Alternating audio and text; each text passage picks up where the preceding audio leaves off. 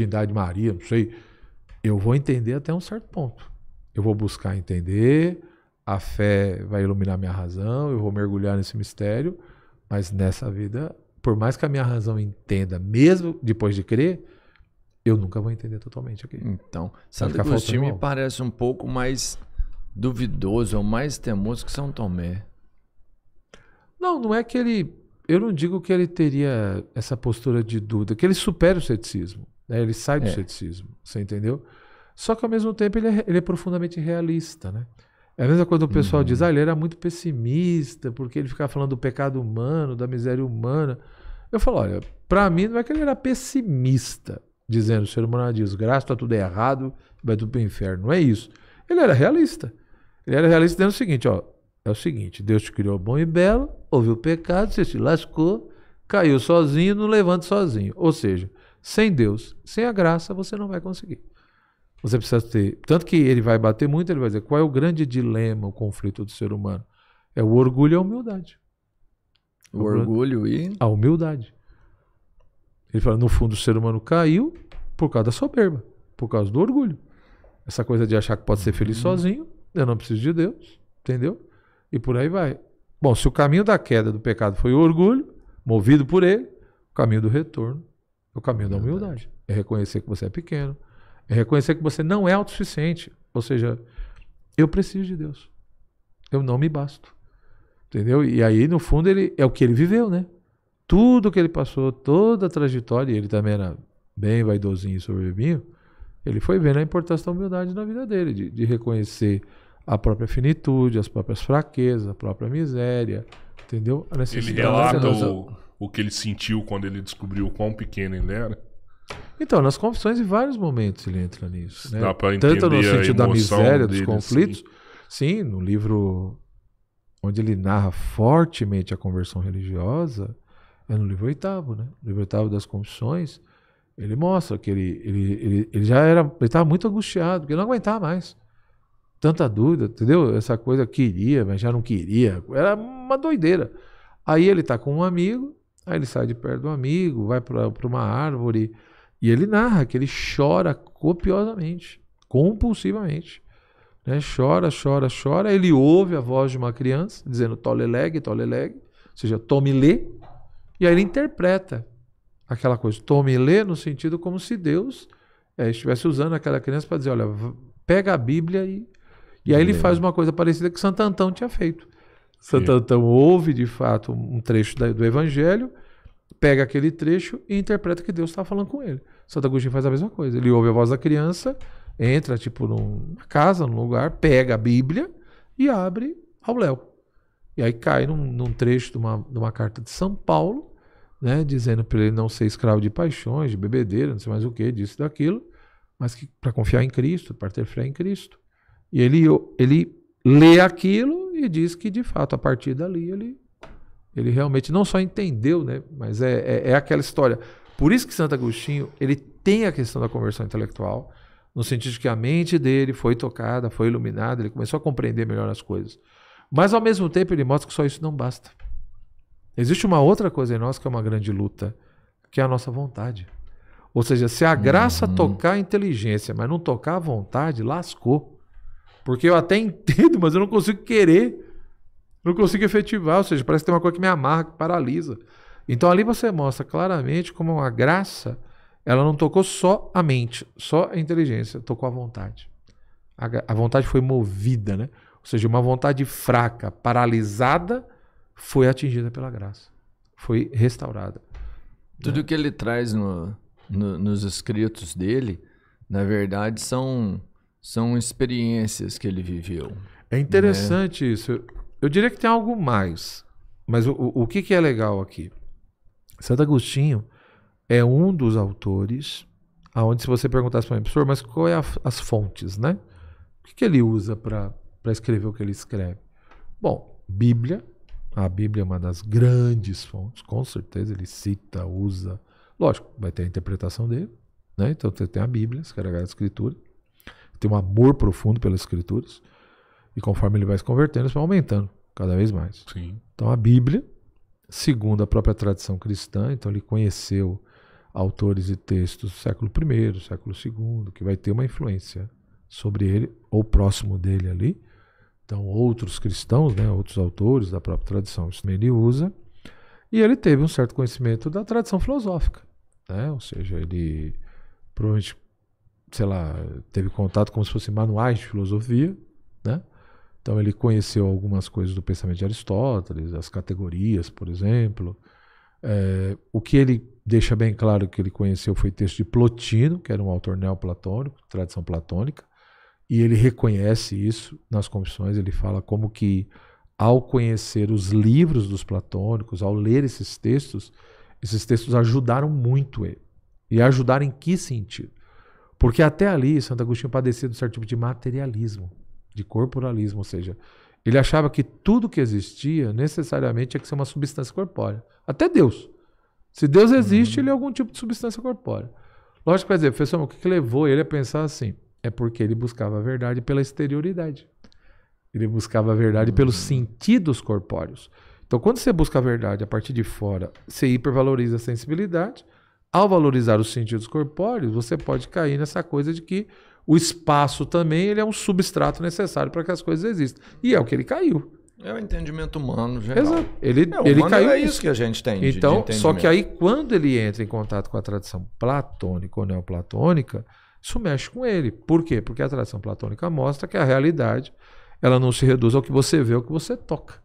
Ou seja, há uma dimensão da realidade que é sensível, que é corpórea, mas há uma dimensão da realidade que é incorpórea, que é inteligível, que eu capto não pelos sentidos, eu capto pelo pensamento.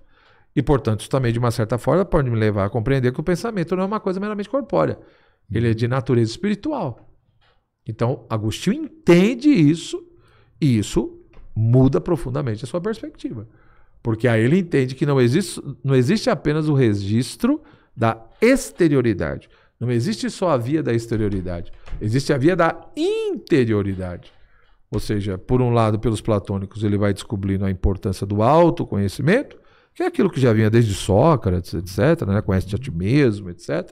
Então ele vê a via do autoconhecimento e, portanto, ele descobre uma outra via de conhecer. Ou seja, eu posso buscar conhecer as coisas não só pelos meus sentidos, eu posso buscar conhecer as coisas pela minha mente, pelo meu pensamento, e não só por aquilo que eu vejo e toco. Tanto que tem coisas que eu aprendo pelo pensamento que eu não aprendo pelos sentidos. Então, na medida que ele vai entendendo isso, não é à toa que um outro título dele é Mestre da Interioridade. Ou seja, não é que não tem, mas um dos autores que mais escreveu sobre isso foi ele. Essa coisa do homem interior, a vida interior, a interioridade, a importância de tudo isso, voltar-se sobre si mesmo, não no sentido egoísta, narcisista, não é isso, mas essa coisa de que pelo pensamento você analisar não só o homem exterior, que seria o corpo, mas o homem interior, que seria a alma. E aí ele vai falar dos degraus da alma, ele vai falar das várias dimensões da alma. Por isso que a interioridade para Santo Agostinho ela tem aspectos. Ou seja, a interioridade agostiniana ela tem, lógico, a dimensão psicológica, que é você voltar sobre si mesmo, dessa coisa da reflexividade, voltar sobre si pelo pensamento, né? Então é o pensamento voltando-se sobre o próprio pensamento. Então, essa coisa da interioridade, voltar sobre si, tem um aspecto psicológico e tem um aspecto de reflexividade. Mas ele vai dizer, mais que isso. Interioridade também é movimento. É movimento em que sentido? Eu preciso percorrer todos os degraus da alma pelo pensamento. E aí ele fala que tem 6, 7 degraus. E por que esse movimento é importante? Porque o terceiro ponto da interioridade ele é teológico, ou seja, é quando eu descubro, depois que eu percorri todas as etapas da alma pelo pensamento, é quando eu encontro Deus. Deus habita no mais íntimo do meu íntimo, porque ele é anterior à minha própria intimidade. Mas eu descubro isso pelo pensamento. É como o fundamento último do meu ser. A razão para ele é como se fossem, sei lá, as escolhas da alma. É como com a razão você usa seu interior ali para escolher um caminho. Não. A razão é uma capacidade de. É uma capacidade que eu tenho. E aí, assim, a coisa vai ser mais sutil, né? Porque aí ele vai diferenciar razão de inteligência. Né? A coisa fica um pouquinho mais complicada. Porque eu tenho a minha, sei lá, eu tenho a alma humana. A alma humana teria sua parte mais elevada, a sua dimensão elevada, que seria a mens, que a gente pode traduzir por mente. E na mente você tem a razão e a inteligência. Só que a razão é aquela capacidade pelo qual você relaciona. Você pega um ponto, relaciona com outro, pega, sei lá, uma questão com outra. Então essa coisa mais de raciocinar mesmo, de articular. Isso é a razão. Capacidade de fazer isso. A inteligência é onde o ser humano é iluminado por Deus. Inteligência ou intelecto, né? O ser humano recebe uma iluminação divina. Deus age na inteligência iluminando, oferecendo ali para a inteligência princípios, critérios. E isso que a inteligência recebe, de uma certa forma, a razão também é beneficiada. Então, Entendo. não é a mesma coisa, mas estão juntas. Entendeu? Então, aqui é iluminada e aqui eu vou receber, a partir dessa iluminação, a inteligência recebeu critérios e princípios, vai receber isso, a razão pega isso para poder fazer os seus raciocínios, as suas articulações, para distinguir o verdadeiro do falso, né? Para analisar os juízos que nós emitimos. Então, essa coisa da iluminação para ele é importante, ou seja, então o ser humano no entendimento dele, e tudo isso, veja, não no aspecto religioso. Quando ele fala que a inteligência é iluminada, em primeiro lugar, é no plano natural. A ideia de que todo ser humano foi criado por Deus, e todos foram criados por Deus, no primeiro momento, mesmo com o pecado, são iluminados. O professor, e ele subiu os degraus da alma? Sim, por isso que ele fala. Ele encontrou com Deus então, em vida? Nessa questão, o que acontece? Aí tem 2 pontos. Veja, que é o que eu falei, ao ler os textos platônicos, a tradição platônica ajudou ele. Ajudou ele a sair o quê? Daquele materialismo, daquele corporalismo. Entendeu? Olha, nem tudo que existe é substância corpórea. Tem o incorpóreo, tem o inteligível. Tem um pensamento. Então, nisso foi bom. Mas, ao mesmo tempo, ele fala que os platônicos também tinham problemas. Então, ele vai fazer as suas críticas, né? Ele vai apontar as insuficiências do platonismo, ou do neoplatonismo, como alguns preferem dizer. Então, é tipo assim, ó, me ajudou nisso, porém, tinha essas limitações, tem essas dificuldades. Ele vai fazer isso, tá? Apesar dele elogiar muito a tradição platônica. Ele elogia mesmo. Na Cidade de Deus, se não me engano, ele diz que, no entendimento dele, o platonismo talvez fosse a filosofia mais próxima do cristianismo. Ele chega ao ponto de dizer isso. Entendeu? Então ele tinha essas ideias assim. Mas, ao mesmo tempo, vai ter suas críticas. Aí o que acontece? Com esse novo referencial, com essa nova abordagem epistêmica, não é mais pela exterioridade, é pela interioridade, ele vai percorrer esse caminho. Ele vai, de fato, mostrar como ele viveu isso. Ele descobre Deus no mais íntimo do seu íntimo, pela razão, né? E depois tudo isso é lógico, junto com a fé, levando a sua adesão. Ele tem não só a sua conversão intelectual e moral, mas ele tem uma conversão religiosa. Né? Ele realmente adere a Cristo, pede o batismo, depois vai virar padre, vai virar bispo, como todos nós sabemos, né? do jeito dele. Existe, às vezes, uma discussão, porque no livro 9 das Confissões tem uma narrativa, um relato que ele está dialogando com a mãe, antes da mãe morrer. E agora eu não lembro se é no final do 8º ou no 9, mas acho que é no início do 9. E aí fica uma discussão seguinte, se ali é apenas uma narrativa de diálogo, que eles fizeram todo um pensamento, ou se ele e a mãe teriam tido algum tipo de êxtase místico. Entendeu? Tem uma discussão nesse sentido. O modo como ele narra. Então muitos interpretam que ali, junto com a mãe, os dois teriam um certo tipo de êxtase místico, né? Outros dizem que não. Tipo com o Espírito Santo, alguma... Não, no sentido de realmente vislumbrar essa presença de Deus. Ou seja, a coisa do êxtase mesmo, né? Sim, de você ter esse tipo de arrebatamento e elevação mesmo. Ou seja, não só você está ali pensando... Antes da morte da mãe. Isso, antes. Então é como se os dois tivessem tido uma grande graça. De ter um êxtase, né? Ou seja, de ter uma experiência profunda ali de Deus. Então, assim, alguns dizem que no texto, Agostinho estaria tentando apontar esse êxtase místico. Que ele e a mãe, de uma certa forma, teriam tido um êxtase místico. Juntos. Uma experiência mística de Deus juntos. Outros dizem que aquilo ali, na realidade, é mais um artifício literário. Né? Que não é tanto uma questão do êxtase místico. O que o senhor acredita? Eu, particularmente, eu vejo sim. Eu acho que ali tem elementos de um certo tipo de êxtase que eles tiveram. É porque você já descreveu pra gente que ele era extremamente bom comunicamente, falando de comunicação, que ele era muito perfeito disso. Então acho que ele conseguia deixar meio que transparente o que realmente acontece. Tanto que assim, você pega o texto em latim, é uma coisa assustadora, porque ele consegue misturar, articular filosofia com espiritualidade, com literatura, com métrica, com estilo. É uma coisa assim.